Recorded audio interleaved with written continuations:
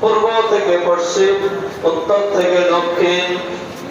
আল্লাহ পাক রব্বুল আলামিনের কোন বান্দা কোন বান্দি কে ইবাদত করছে, কে নামাজ পড়ছে, তোমরা এটা জিবরিল আলাইহিস সালাতু ওয়াস সালামের আল্লাহ পাক রব্বুল আলামিন 600 ডানা দিয়েছেন।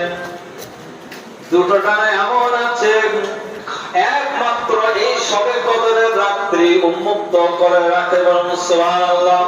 আল্লাহ পাক রব্বুল আলামিন এই শবে কদরের রাত্রে কাবা শরীফ থেকে নিয়ে পূর্ব থেকে পশ্চিম, উত্তর থেকে দক্ষিণ 600 ডানা বিছিয়ে দেয়। এমনটি মনে হয় যে আমরা সেই জিবরিল আলাইহিস সালাতু ওয়াস সালামের ডানায় নিচে বসে আছি। সুবহানাল্লাহ। মহান রব্বুল আলামিনের নির্দেশ অনুযায়ী জিবরিল আলাইহিস সালাতু ওয়াস সালাম বলতে থাকেন, পৃথিবীর বুকে ফেরেশতাগণ তোমরা পৃথিবীর বুকে ভ্রমণ করো, দেখো আল্লাহর কোন বান্দা কোন বান্দি কোন মসজিদে, কোন বাসে, ট্রেনে, কি বিমানে, পানির জাহাজে, কোথায় রুকু অবস্থা